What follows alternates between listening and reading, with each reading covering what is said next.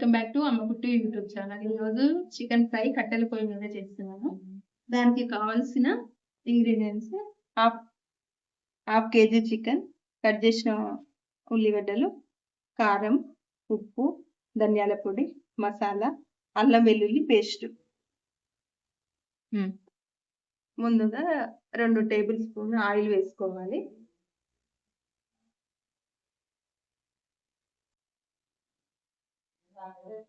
Oil వేడెక్కిన తర్వాత onions వేసుకోవాలి.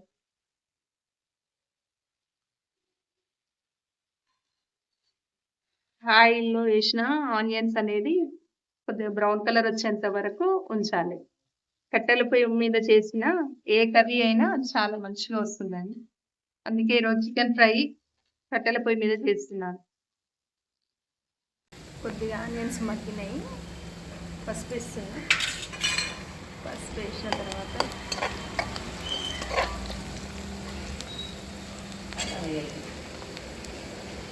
ఫ్రై కాబట్టి చికెన్ అనేది ఆనియన్స్ సగం మగ్గిన తర్వాతనే వేసుకోవాలి.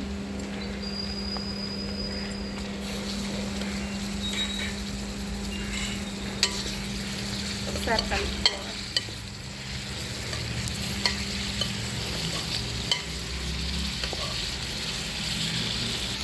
కొద్దిసేపు మూత పెట్టి ఆవిరిలో ఉడకనివ్వాలి.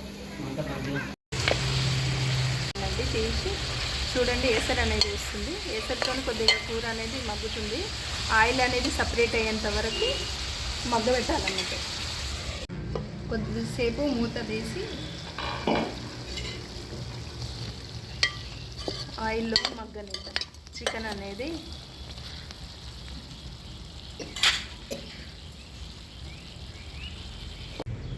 తీస్తున్నాం.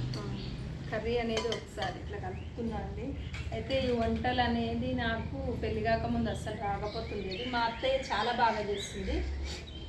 అయితే మా అత్తయ్య చేసే వంటలు కూడా పెడతాను. మీకు ఏ వంటకం కావాలనేది కూడా కమెంట్ చేయండి. ఆ వంట అనేది నేను మా అత్తయ్యతో కలిసి చేస్తాము. అది కూడా కట్టెల పొయ్యితో పాత పద్ధతిలోనే చేస్తాము, స్టవ్ మీద అలా కాకుండా.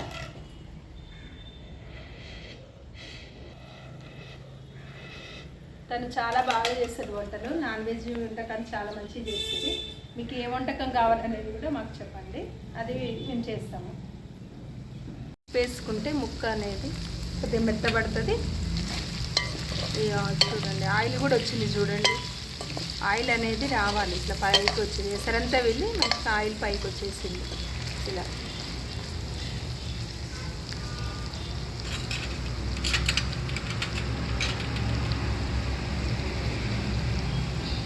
కొద్దిగా అల్లం పేస్ట్ వేసి కొద్దిసేపు ఆయిల్లో మగ్గనివ్వాలి. అల్లం అనేది పచ్చివాసన పోయేంత వరకు ఆయిల్లోనే ఇలా మగ్గనివ్వాలి. అదే ఫస్ట్ అల్లం వేసినాం అనుకోండి, కూర అనేది మాడిపోతుంది తొందరగా. కాబట్టి అల్లం అనేది చికెన్ మగ్గిన తర్వాత వేసుకోవాలి.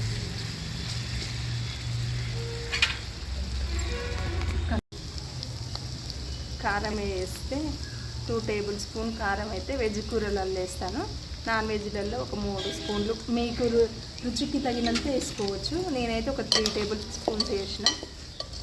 అయితే కూర అనేది కలిపితే మనకు అర్థమవుతుంది కారం ఎంత సరిపోతుందా లేదా అనేది చూసి కూడా మళ్ళీ వేసుకోవచ్చు. అలా మనకు ఆ కలర్ని బట్టి కూడా వేసుకోవచ్చు అన్నట్టు. ఉప్పు అనేది కూడా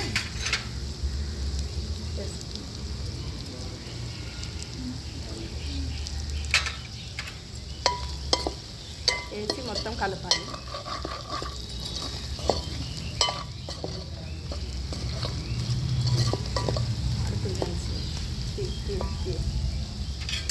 ధనియాల పొడి వేసుకోవాలి. కొద్దిగా వేసి ఒకసారి కలిపి కొద్దిసేపు ఆ పొడి అనేది ముక్కకు పట్టేంతవరకు ఉంచుకుంటాం. మూత తీసి కూర ఎలా ఉందనేది చూసి కొద్దిగా కొత్తిమీర వేస్తే, మా అత్తయ్య అయితే కొత్తిమీర లేనిది ఏ వంట చేయకపోయేది అప్పుడైతే. కానీ మరి ఇక దాంతోనే టేస్ట్, అదే అలవాటు మాకు కూడా.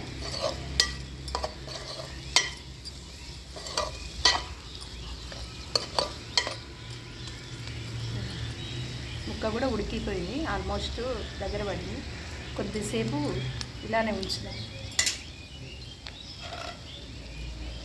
క్యాప్ తీసి ఒకసారి కలుపుతాము. అడగంటుతుంది ఫ్రై చేసి కంపల్సరీ ఇలా మాడినట్టు అవుతుంది, కానీ చాలా టేస్ట్ అవుతుంది అన్నట్టు. డీప్గా ఎవరినైతే ఫ్రై చేయలేదు, కొద్దిగా మా పిల్లలకి ఇలానే ఇష్టము, వాళ్ళ కోసం అనేసి చేస్తున్నాను. లాస్ట్కి మసాలా పౌడర్ వేసుకోవాలి. మసాలా కూడా మా అత్తయ్య చేసిన మసాలా అన్నట్టు. ఈ లింక్ కావాలంటే నేను డిస్క్రిప్షన్లో పెడతాను, ఒకసారి చెక్ చేసుకోండి.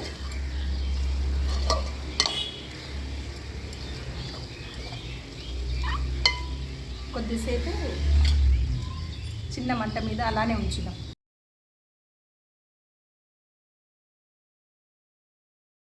అత్తయ్య, ఈరోజు నేను కట్టెల పొయ్యి మీద చికెన్ ఫ్రై చేసిన. అత్తయ్య కొద్దిగా టేస్ట్ చేస్తావా? చేస్తాను, మంచిగానే అవుతావు కదా. అదే చూద్దాం. చిన్నగా వేడి వేడిగా కర్రీ. నాన్న నువ్వు కూడా రా నాన్న. కానీ కట్టెల పొయ్యి మీద చేసిన వంటకాలు మాత్రం చాలా బాగుంటాయి.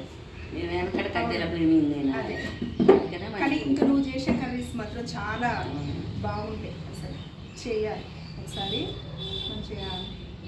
అన్ని కూరలు కట్టెల పొయ్యి మీదనే చేద్దాము.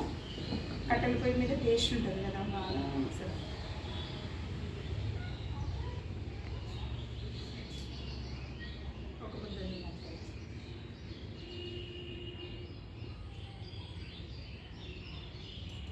నువ్వు వంటలు చేస్తే ఎంత బాగుంటుంది అసలు. నేనైతే చికెన్, అదేంది బోటి, ఎండు చేపల కూరలు ఇవన్నీ.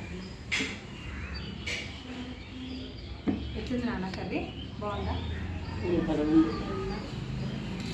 నీలాగా వచ్చిందా అత్తే? నువ్వు చేసినట్టు వచ్చిందా?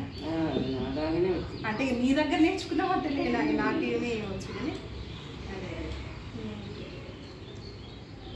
కానీ కొత్తిమీర లేదు ఉండకపోయేది కదా అత్తేను. మామయ్య అయితే ఎప్పుడు చెప్తుండేది. అప్పుడు అక్కడ మన శ్రేపేటలో ఉన్నప్పుడు కూర పప్పుచారు చేసిన, ఏం చేసినా కానీ అప్పటికప్పుడు తెప్పించేదంటగా మార్కెట్కి పోయి. ఎట్లుంది నాకు అది? బాగుందా? అది సూపరా?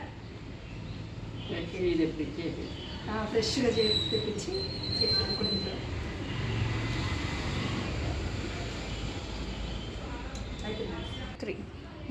కట్టెల మీద చేసిన చికెన్ ఫ్రై చేశానండి. ఎలా ఉందో కమెంట్ చేయండి. మా వీడియో నచ్చితే లైక్, షేర్, సబ్స్క్రైబ్ చేసుకొని ఇంకా వేరే వాళ్ళకు లైక్ చేస్తే వేరే వాళ్ళకు కూడా రీచ్ అవుతుంది. మమ్మల్ని సపోర్ట్ చేయండి.